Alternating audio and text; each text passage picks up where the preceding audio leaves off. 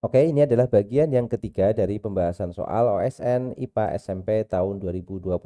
Kita langsung lihat soal yang pertama, sebuah tali dipegang oleh dua orang di bagian ujungnya dan menghasilkan getaran dengan frekuensi 2 Hz. Apabila panjang tali itu 5 meter dan kecepatan rambat gelombangnya itu 10 meter per sekon, maka panjang gelombang dan periode getarannya masing-masing adalah titik-titik. Oke, jadi di soal ini kaitannya atau topik yang berkaitan dengan soal ini adalah topik tentang gelombang ya. Pada soal diketahui nilai frekuensi. Frekuensi itu nilainya di soal adalah 2 Hz. Kemudian di sini ada panjang tali. Panjang tali itu kita simbolkan sebagai L ya, yaitu 5 meter dan cepat rambat gelombang. Cepat rambat gelombang itu kecepatan gelombang. Simbolnya adalah V. Berapa V-nya? 10 meter per sekon. Oke, persamaan yang akan kita pakai adalah persamaan umum dalam gelombang ya. Setiap gelombang itu pasti berlaku persamaan ini. Apa persamaannya? Kecepatan itu sama dengan lambda dikalikan frekuensi. Ini adalah persamaan yang pasti berlaku untuk setiap gelombang ya. Dari sini kita bisa mencari nilai panjang gelombangnya terlebih dahulu ya. Cukup mudah, tinggal menggantikan nilai V dan nilai frekuensi F, maka kita dapat lambda.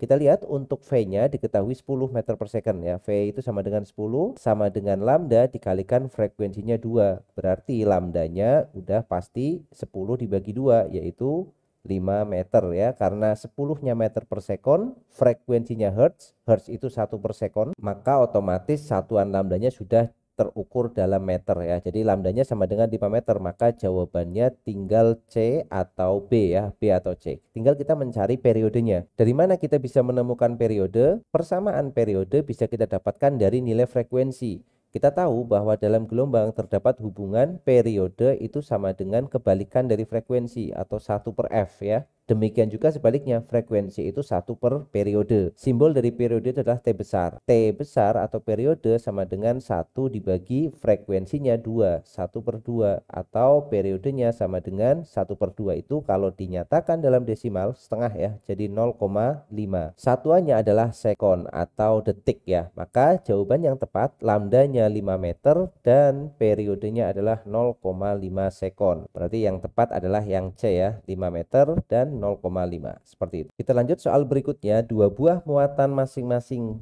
Q1 nilainya 1 mikrokolom, itu simbol dari mikro ya, dan Q2 adalah 4 mikrokolom terpisah pada jarak 9 cm atau dengan jarak 9 cm. Letak titik yang memiliki kuat medan listrik sama dengan 0 adalah titik-titik. Oke, jadi soal ini berkaitan dengan materi atau topik listrik statis. Lebih tepatnya lagi berkaitan dengan kuat medan listrik. Oke, kita akan sedikit mereview materinya ya. Untuk kuat medan listrik itu simbolnya biasanya menggunakan huruf E. Dan kuat medan listrik atau E ini merupakan besaran vektor ya. Jadi E itu adalah besaran vektor. Karena dia itu merupakan besaran vektor, maka yang perlu diingat adalah E itu memiliki arah atau mempunyai arah. Lalu seperti apa arah E itu? Arah dari medan listrik atau vektor medan listrik itu menyesuaikan atau bergantung pada muatannya. Jika kita memiliki muatan yang positif atau kita punya muatan positif, maka arah E itu keluar dari muatan. Jadi kalau positif, E-nya itu keluar ya, dan dia ke segala arah seperti ini ya. Kalau muatannya itu negatif, maka arah E-nya itu menuju muatan atau masuk ke muatan, dan dia juga ke segala arah juga ya. Dari segala arah kemudian dia masuk ke muatan seperti ini ya. Nah, sekarang kita lihat ada Q1 dan Q2. Dua-duanya positif. Kita akan menggambarkan di bawah di sini. Kita memiliki Q1 karena tidak ada tanda negatifnya, berarti kita asumsikan dia positif. Kemudian ada Q2, kita asumsikan dia juga positif ya karena tidak ada tandanya positif atau negatif. Selanjutnya, jarak antara Q1 dan Q2 itu 9 cm. Kita gambarkan di sini misalkan jaraknya adalah 9 cm. Oke, sekarang kita lihat titik manakah yang memungkinkan terjadinya kuat medan listrik itu sama dengan 0. Jadi kita lihat di sini ada 3 daerah ya. Jadi caranya menentukan seperti ini. Kita punya 3 daerah. Yang pertama adalah daerah yang sebelah kiri di sini. Yang kedua adalah daerah yang di tengah di antara Q1 dan Q2. Dan yang ketiga adalah daerah yang sebelah kanan, di sebelah kanan Q2. Jadi kita punya 3 daerah. Sekarang kita cek bagaimana kalau titiknya, kan kita nggak tahu di mana nih titiknya. Kita letakkan di daerah yang sebelah kiri. Kita punya titik di sini. Kita lihat Q1 positif, Q2 positif. Perhatikan untuk arah kuat medan listriknya. Kalau positif itu artinya keluar, berarti kalau dari Q1 dia keluar. Keluar berarti arahnya ke kiri. Nah, ini kita sebut sebagai E1. Apa itu E1? E1 adalah kuat medan listrik yang diakibatkan atau akibat dari muatan Q1. Sedangkan kita lihat Q2 itu juga positif. Maka kalau titiknya kita letakkan di sebelah kiri di sini, Q2, maka dia keluar dan di posisi ini arah kuat medan listriknya juga ke arah kiri karena dia harus keluar ya. Ini kita sebut sebagai E2. E2 itu adalah medan listrik akibat muatan Q2. Sekarang kita lihat bagian yang sebelah kiri di sini. E1 ke arah kiri, E2 juga ke arah kiri, maka tidak mungkin menghasilkan 0 ya, karena arahnya sama, berarti nanti resultannya harus kita jumlah. Jadi yang di sebelah kiri, titik di sebelah kiri itu tidak mungkin hasilnya adalah 0. Jadi kemungkinan titiknya ada dari sebelah kiri adalah 0, tidak mungkin ya. Kemudian kita coba yang sebelah kanan. Logikanya sama, yang sebelah kanan Q1 itu arahnya keluar, berarti dia keluar ke arah kanan. Kita sebut sebagai E1. Q2 juga arahnya keluar, maka E2 juga mengarah ke arah kanan juga ya. Ini arah ini panahnya hanya menunjukkan arah ya, tidak menunjukkan besar, supaya menunjukkan saja dia itu mungkin atau tidak. Nah, ini E2. E2 juga ke arah kanan karena dia positif dan dia keluar. E1 ke kanan, E2 ke kanan, maka pada posisi yang di sebelah kanan Q2 ini juga tidak mungkin hasilnya 0 karena semuanya ke arah kanan. Resultannya nanti harus kita jumlah. Nah, berarti cuma satu daerah atau cuma satu tempat yang memungkinkan terjadinya kuat medan listrik sama dengan 0, yaitu di mana? Di antara Q1 dan Q2. Kita misalkan, karena kita nggak tahu di mana letaknya, kita misalkan di sini. Ini adalah letak titik sembarang yang memungkinkan medan listriknya 0. Jaraknya berapa? Kita beri jarak, misalkan jaraknya adalah X. Sekarang kita lihat apakah betul kalau di sini 0. Kita lihat Q1. Q1 positif, titiknya di sebelah kanan Q1. Kalau muatan positif dia keluar muatan, berarti medan listriknya ke arah kanan. Ini nilainya E1. Q2 itu positif, titiknya di sebelah kiri Q2, maka medan listriknya, ingat kalau positif dia keluar, berarti keluar dari Q2, maka dia mengarah ke arah kiri. Jadi yang ini kita sebut sebagai E2. Nah, kalau kita perhatikan E1 ke kanan, E2 ke kiri, maka mungkin akan menghasilkan kuat medan yang nilainya sama dengan 0. Bagaimana dia bisa 0? Jika nilai E1-nya sama dengan E2 ya. Kalau misalkan ke kanan 10, ke kiri 10, itu kan pasti 0 ya resultannya. Ke kanan 5, ke kiri 5 juga resultannya 0. Itu adalah konsep pertama yang harus dipahami terlebih dahulu. Berarti kita punya syarat, yaitu agar medan listriknya sama dengan 0, maka syarat yang harus dipenuhi adalah nilai E1 sama dengan E2 ya. Agar medan listrik sama dengan 0, maka nilai dari E1 harus bernilai sama dengan E2. Sekarang, apa itu E atau bagaimana persamaan dari medan listrik? Medan listrik atau simbolnya adalah E itu dirumuskan dengan persamaan konstanta kelistrikan ya, yang nilainya 9 kali 10 pangkat 9 dikalikan muatannya dibagi dengan jarak titik kemuatan. Jadi rumusnya seperti ini, K Q per R kuadrat. K itu konstanta yang nilainya adalah 9 kali 10 pangkat 9, kemudian Q itu adalah muatannya, R itu jarak titik kemuatan. Jadi bukan jari-jari ya, R di sini adalah jarak titik kemuatan. Satuannya dalam satuan internasional itu adalah Newton per kolom ya, seperti ini. Nah, sekarang kita masukkan persamaan ini ke dalam bentuk E1 sama dengan E2. Kita lihat Q-nya bisa pakai huruf kecil, bisa pakai huruf besar ya. Dia simbol dari muatan ya. Intinya kita tahu bahwa Q itu muatan. Kita masukkan E1. E1 berarti rumusnya K dikalikan Q1 atau Q-nya kita ikutkan pakai huruf kecil. Q1 dibagi dengan, kita sebut saja R1 kuadrat. Apa definisi R1?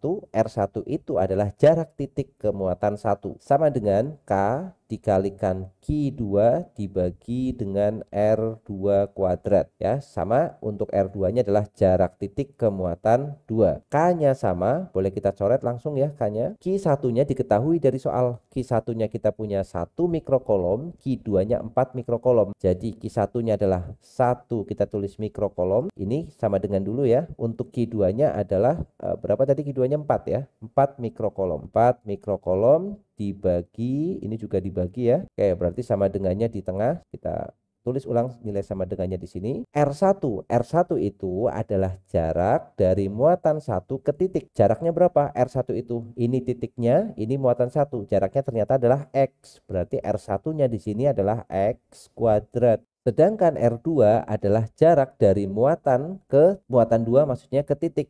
Tadi yang ini adalah X, berarti sisanya dari muatan 2 ke titik ini ya, kalau kita mau gambarkan seperti ini, sisanya berarti adalah jarak totalnya dikurang dengan X. Padahal kita tahu jarak totalnya adalah 9, maka yang ini adalah 9 min X, seperti itu. Nah, tinggal kita masukkan di sini. Jaraknya adalah 9 dikurang dengan X. Kita kuadratkan ya. Ruas kiri mikrokolom, ruas kanan mikrokolom. Kita hapus mikrokolomnya. Nah, sekarang pertanyaannya, ini kan masih sentimeter, kenapa tidak diubah? Nah, kalau kita menemukan bentuk persamaan yang kiri sama kanan itu bentuknya sama persis, maka satuannya tidak perlu diubah, tidak masalah ya. Yang penting satuannya sama. Misalkan yang kiri mikrokolom, yang kanan juga harus mikrokolom. Yang kiri sentimeter, yang kanan juga sentimeter. Selama satuannya sama, maka tidak ada masalah ya. Nanti satuannya mengikuti seperti itu. Nah, sekarang bentuk yang kita dapatkan di sini nilainya bisa kita tuliskan 1 dibagi X kuadrat sama dengan 4 dibagi 9 dikurang X dikuadratkan.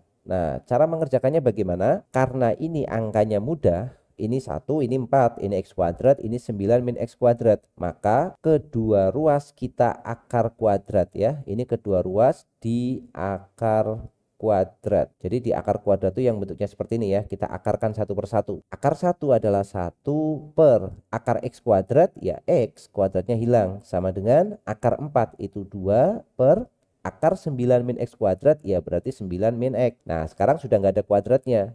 Berikutnya kita kalikan silang ya. Jadi 1 dikali 9 min X sama dengan 2 dikali X ya, 2X. Jadi cara mengerjakannya ini kalikan sana, kemudian ini kalikan atas ya. Kita kalikan silang. Kemudian kita buka kurungnya karena depannya 1 ya. 1 dikali berapapun maka nilainya akan tetap. Berarti ini 9 min X sama dengan 2X. Atau kita dapatkan 9 sama dengan X-nya berpindah 2X plus X. Berarti 9 sama dengan 3X. Atau X-nya sama dengan 9 dibagi 3. Maka X-nya sama dengan 3. Satuannya apa? Satuannya sentimeter ya. Karena tadi kita menggunakan sentimeter dari awal. Nah, sudah dapat nilai X-nya sama dengan 3. Lalu kita lihat definisi X itu apa? X itu adalah jarak titiknya dari muatan Q1 nih. Jadi X-nya di sini 3 cm. Berarti kalau kita mau isikan pakai angka 3, berarti harus dari Q1 atau harus dari muatan pertama. Jadi 3 cm dari Q1.